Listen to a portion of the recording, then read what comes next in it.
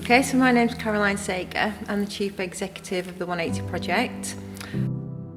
The 180 is about breaking negative life cycles. So that could be about breaking the cycle between addiction, crime and prison, or people who've been caught in this revolving door of mental health services. They don't know there's a way out.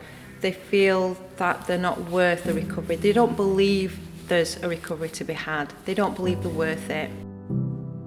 My name's Josh. I'm a member of the 180 Project. I've come through the 180 Project programme. My life before 180 was, it was lonely. It was a struggle. I didn't know how to socialise. I was very reclusive. I was just a very scared human being. I didn't know how to live my life.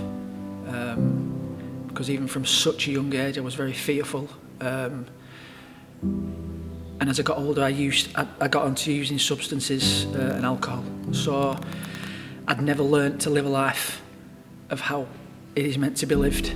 It was just a constant battle every day. I've actually got 3 kids, but as I got older obviously I started using alcohol and drugs. Whatever I could find really that would keep me away from all the thoughts, and you know it stopped me from being a dad. You know, I wasn't able to be present for her. You know, she saw a lot of things. She saw how I was drunk. You know, I didn't want to get up. You know, and I didn't want to live. I didn't want to live.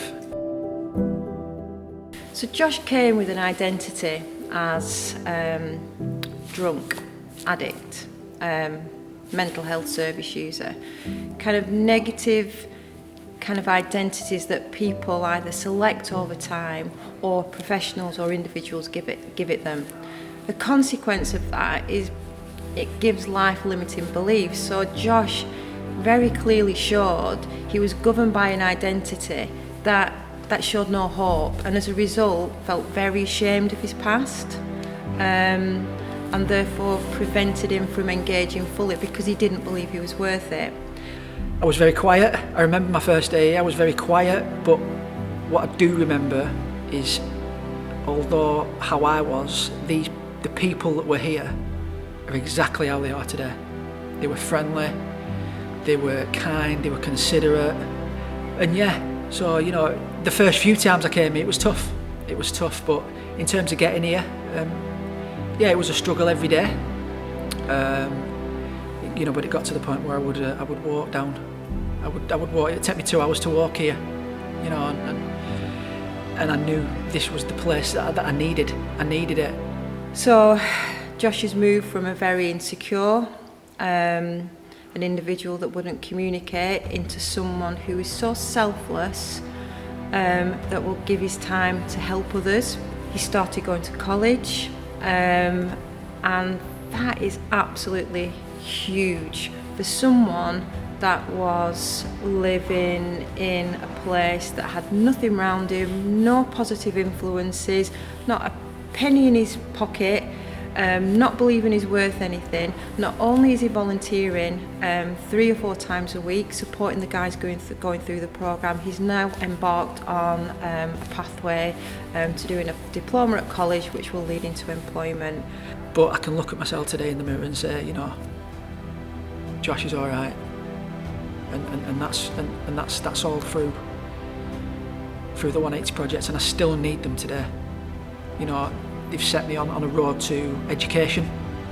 They've put me through college, but 180's given me a safe place to live, which is at Albion Mill, and it's a place that I never dreamed of.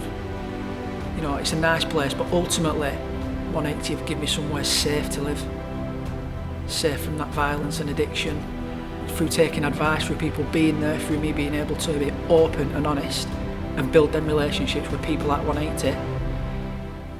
The advice, you know, and the confidence to go and carry that out, to try and be a dad, and to build a relationship with my daughter has really hit off. You know, I can say that I'm an okay dad today. There's always room for improvement, but you know, I'm there for for my children today in whatever capacity I can be, because I'm here.